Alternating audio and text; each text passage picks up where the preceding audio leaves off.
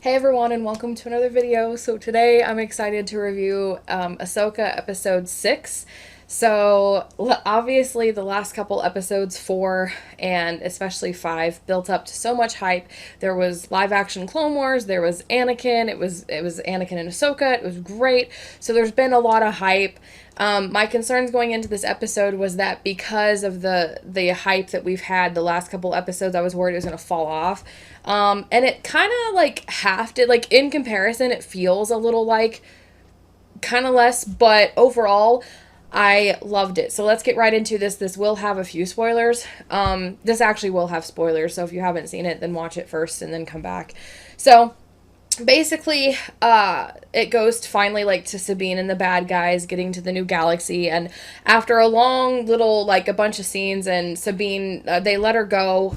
Thrawn is finally introduced, and we're introduced to these new troopers called the Night Troopers, which I'm thinking has a connection with the Night Sisters. We actually see that the Night Sisters still exist in this galaxy. They're kind of extinct in the main galaxy, so that was really cool. Seeing the Night Sisters live action was epic, you guys. It was so cool. It was still creepy. Seeing Thrawn, he had this amazing entrance. It was perfect. And he stays true to his character, so he lets Sabine go because she can lead them right to Ezra. And then he sends Baylan and Shin after her to track her, obviously, to take care of Ezra and Sabine. So she has this journey. She gets on this creature. The creature, the Howler, was so freaking cute.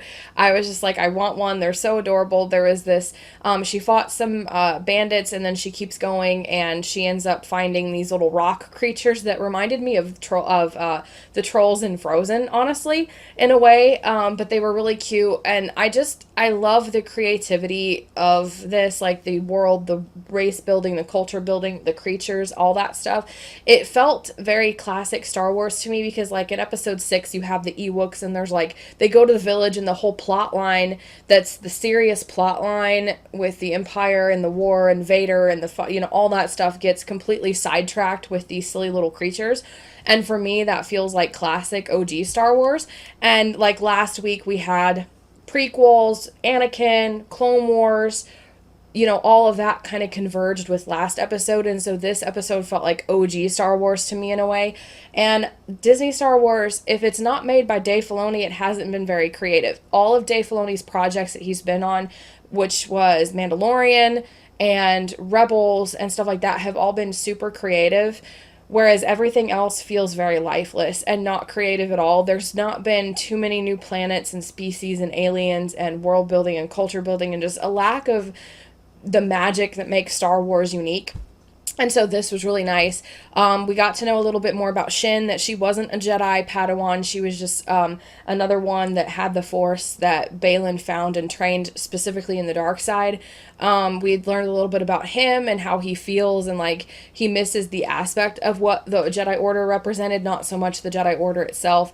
It was and then the little creature, the Howler that Sabine was riding, abandoned her in the fight. So it comes back, and it was like, it leaned down, and she's like, "You abandoned me." And it was like this cute little, these moments with the Howler that was really cute. And so eventually she goes with the little rock turtle alien troll like things, and they take her to a village, and obviously she's looking around and is drawing it out, and she's walking through the village, and she sees all these little things, and I love it because it's so creative. And the writer in me was just like, this is Star Wars, it's so creative. But the other part of me was like, they're drawing it out too much, like the suspense and everything else. And so then I can't remember if she says something, but Ezra answers her. He stands behind her, so we finally get to see Ezra. He has a beard, so obviously he's been living with these creatures as a hermit for a while. Thrawn does mention, it does go back to their perspective a few times, so basically he doesn't care if they leave with, or if Ezra and Sabine die, or if they get left here, and he doesn't care if Baylan and Shin get left here. Their goal is, their primary objective, as he calls it, is to get back to their own galaxy. So they're loading up some things that are like coffin shaped, and so my sister and I haven't seen anybody's theories on this yet, so I don't know what the Star Wars community reaction to these are, but my sister and I think that they're dead Night Sisters. So that could be pretty bad.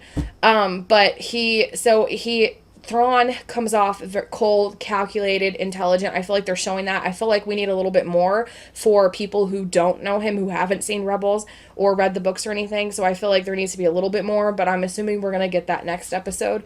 So I'm kind of holding out for that. But so far, he seems on point.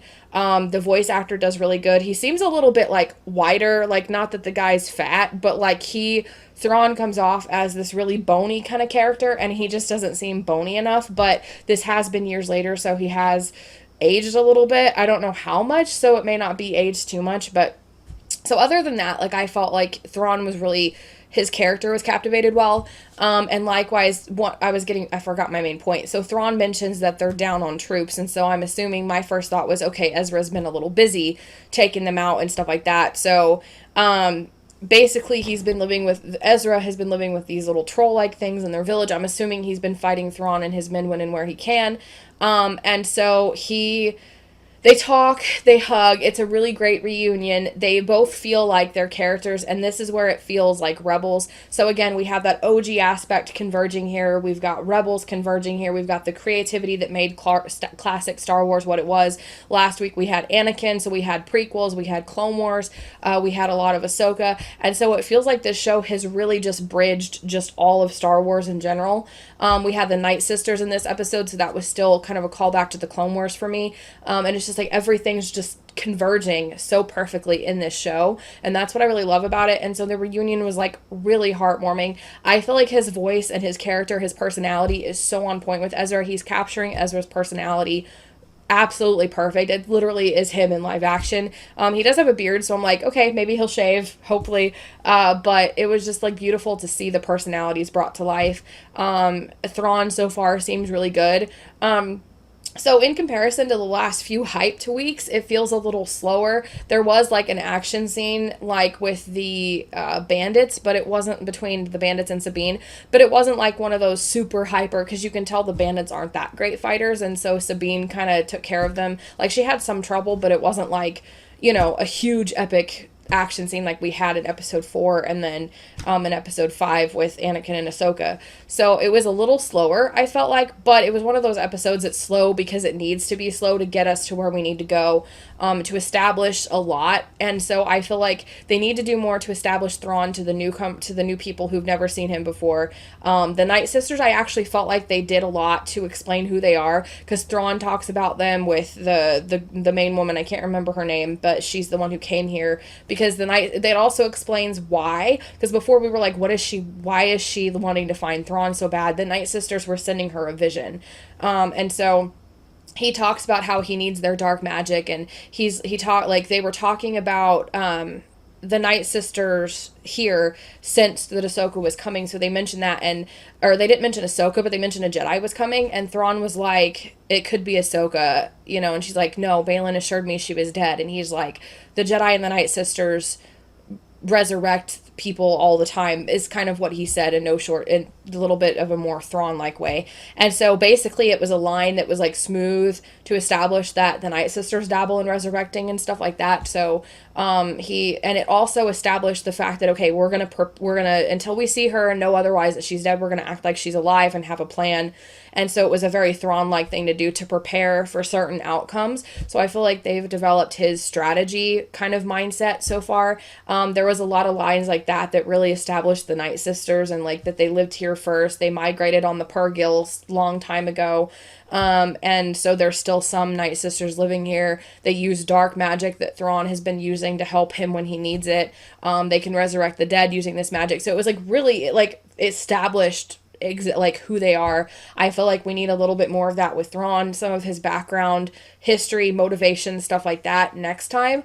And then, of course, Sabine reuniting with Ezra. It had that classic magical thing that makes Star Wars OG like feel classic, was the aspect of the creatures and the race building and the creativity. I feel like if that hadn't been in there, it would have been a lot more slower for me. So overall, I think it was really good. Seeing Thrawn, I was fangirling the whole time. And like, obviously, like, I watch Star Wars because I love it, and in this show in particular, I very much wanted Anakin.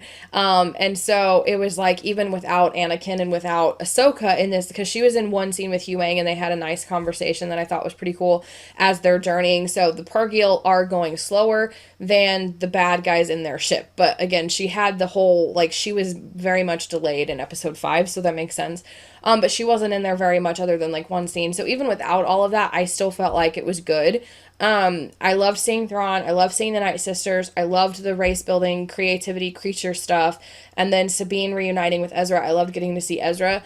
So overall, I would give this like an 8, I think. It's not like super epic. There wasn't like a whole lot of action, but it was a necessary episode that just got us from point A to point B. And as a writer, like I'm sure other writers out there understand that, like, to get to the main beats of the story that are like the intense parts, you're going to have those gaps that you got to fill. And sometimes you can summarize it. Other times you just need to have it happen, and that's what this episode was. But they did it in a way that for me kept me entertained. Like, it started to get a little slow when Sabine was making her journey, but then they had the creature scenes there. I felt like there was a little too much of the turtle people. Like, she walked there and then the initial look around was fine, but then she just kept walking and kept walking and kept walking. It was a little dragged out, and they could have used that for extra dialogue between her and Ezra. So next time I'm hoping that we have her and Ezra talk and fill in the gaps that even we missed, because he doesn't know that she was training with Ahsoka. He doesn't know that the Empire's been destroyed. So, like, basically just a conversation between him and her to establish who they are to the casual viewers who haven't seen Rebels, and to fill in all of us on how she ended up training with Ahsoka, like everything that we haven't seen that we missed, basically. And then establishing Thrawn. And I'd like to see the action start picking up, because we have 2 episodes left, and I feel like Thrawn needs to shine. We need a lot of Thrawn. We need a lot of action, a lot of intense stuff. I would like to see Ahsoka again, because this is her show, and she was like yeeted out of this episode again, just because she's not there yet. It made sense to me, but I don't want to see that happen again. And I would like to see Anakin's Force Ghost at some point. So I feel like there's a lot of stuff they have to do in 2 episodes that are only 30 to 40 minutes long. And so I'm kind of starting to panic on behalf of the show, but we'll see what happens. So overall, 8 out of 10 for me. This episode was really good. And overall, the Ahsoka show for me has felt so much better than even the Book of Boba Fett and even the Mandalorian. Like, I love... The Book of Boba Fett wasn't bad. It wasn't good. It was just average. The Mandalorian seasons 1 and 2 were really good, but they were a really good show, and they did capture that Star Wars aspect. But there's still something about the Ahsoka show that actually feels like real Star Wars that the other shows haven't done before, because it's bridging. You have... I've mentioned this many times before, but you really have the originals, you have the prequels, you have Rebels and Clone Wars, and the sequels even. Like, you have all of the Star Wars that's come before it kind of converging in this show. And I feel like this is the only show that's been able to do that. And I feel like it's needed. I feel like this is what Star Wars should always be. And it's really good. So I'm looking forward to next week. So if you liked my review, if you liked this video, please give it a like and subscribe for more writing and reading videos every Monday, Wednesdays, and Fridays. And in the meantime, check out my review of the last episode with Anakin and Ahsoka. Oh my gosh, guys, it was so hyped. It was really good. Live action Clone Wars dream come true. Check that out. You don't want to miss it.